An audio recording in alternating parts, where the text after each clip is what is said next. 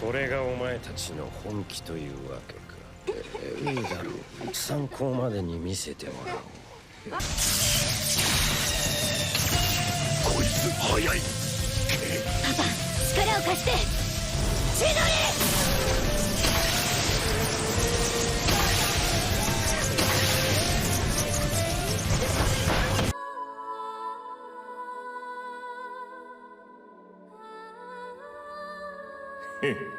何干渉に浸ってんだ。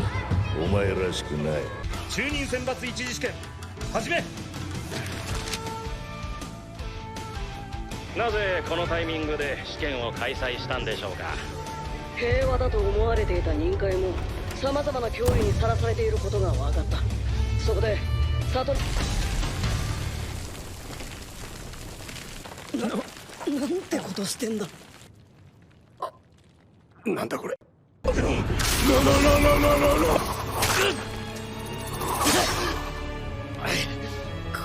刃は幻じゃねえ。運命は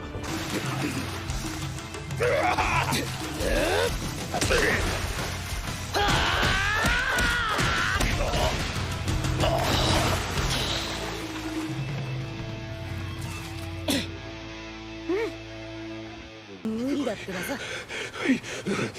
霧隠れに来るのも修学旅行以来か。かして任務でもねえと来る機会ねえしな。て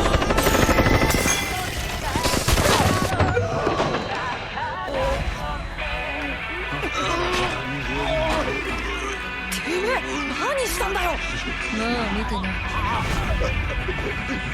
けど苦しんでんじゃねえか。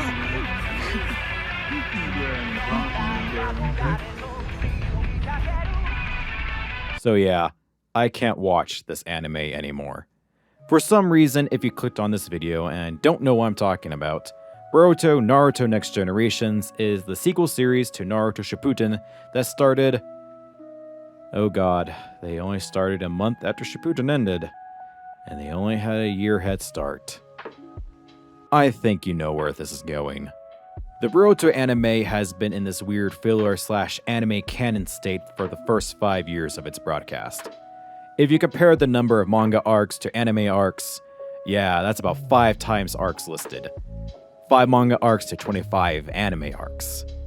Now, I'll give the anime some slack in this number.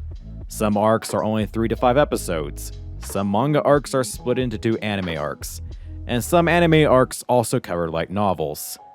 But do you know how many episodes are considered anime canon? 157 episodes out of 254, and I'm not even including what's considered filler, which adds 26 episodes, making this show 71% anime only. Comparing this to all the Naruto anime, which had 41% filler, it's honestly insane. Bleach is notorious for its filler arcs, and that was only 45% of its anime being filler. There was a period of time that the Boruto anime canon lasted a year and a half before reaching the shortest manga arc, then continued to anime canon for another 9 months until it got back to manga canon, which lasted 10 months, and now we're caught up to the manga and here we go again. More anime canon! Are you enjoying this show? Because I can't anymore. And that's the core of my problem with this show. It's hard to mix anime canon with manga canon, so when we go back to the original story, it feels like the anime canon never mattered. A prime example is the Kara activation arc in the anime. The new Team 7 faces an enemy which kicks their butt and prompts them to train to beat their unbreakable foe. Boruto trains by making his Rasengan more powerful by compressing technique instead of making it bigger like how his father did with the Rasengan Shuriken. This is a very cool technique, and it mirrors what father and son went through with evolving the Rasengan and complements their personalities. But, since this is anime canon, and this technique doesn't exist in the manga canon, Boruto can't use this when the main story happens. The reasoning is that the compression Rasengan is too powerful, and it can destroy his arm if he kept using it. It sounds like a similar problem that another character went through. So close, Boruto anime. But it's not like the Boruto series is the only one with this issue. Look at Dragon Ball Super. as the anime and manga teams were both given plot outlines by Dragon Ball creator Toriyama to follow his vision on how the story should run. However, there are some big differences between the two versions of Dragon Ball Super, like the anime introducing Super Saiyan God, Super Saiyan Kaioken. God, that is a long name. A form that's not really in the manga.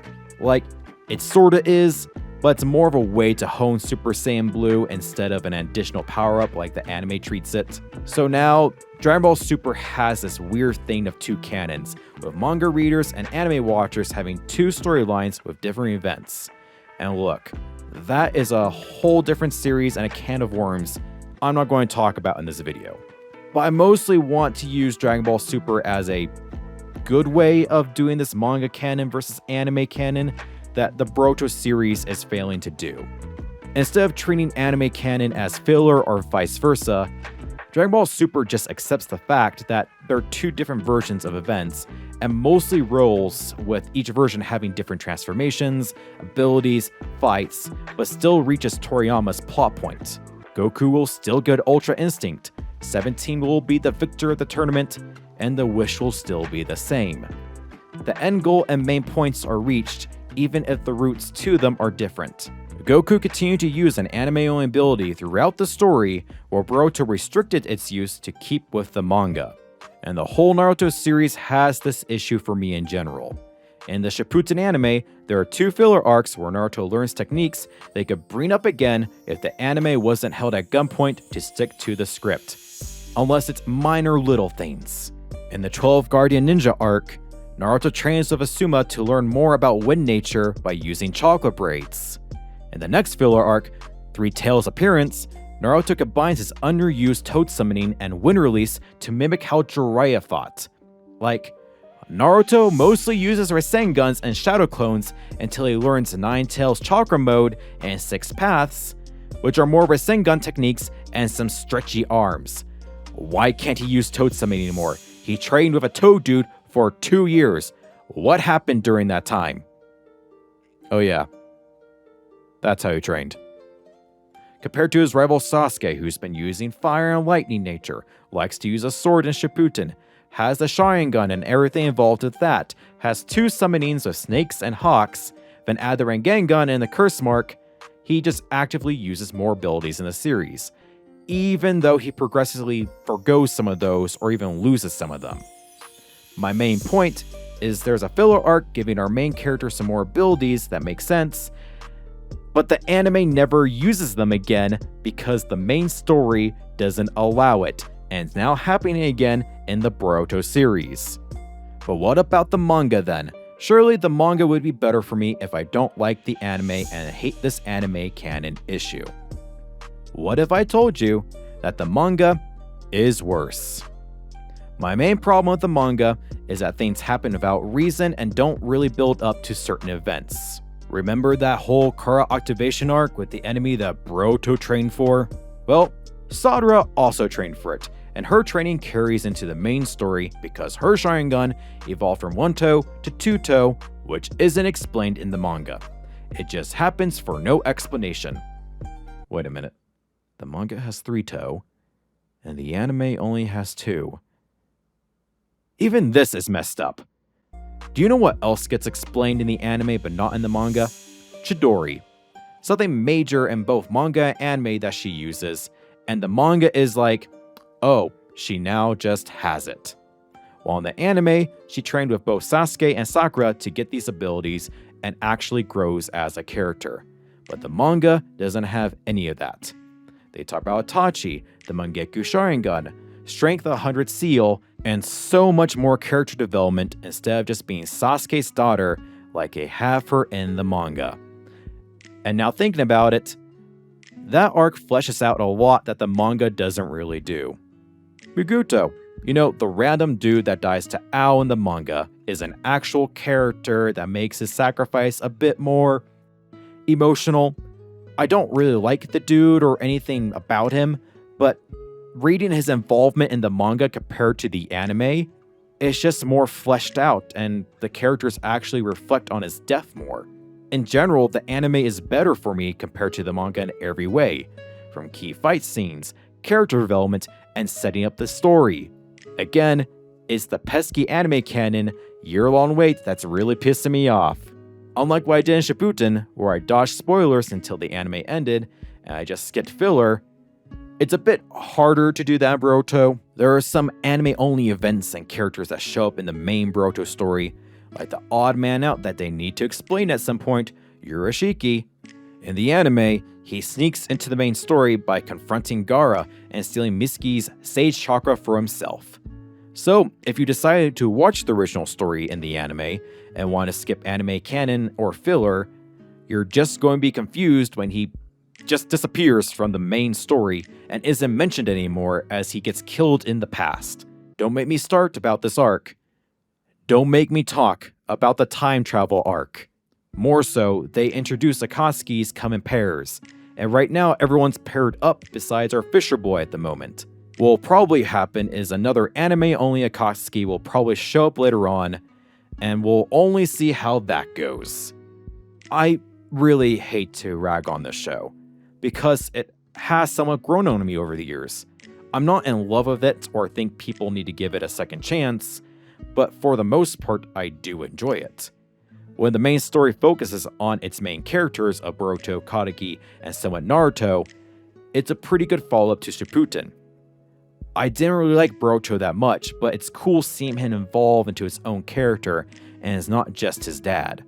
His story starts a little rough at first, because he's a brat, but he learns from his failures in the first main arc, and you see that in the rest of the main story.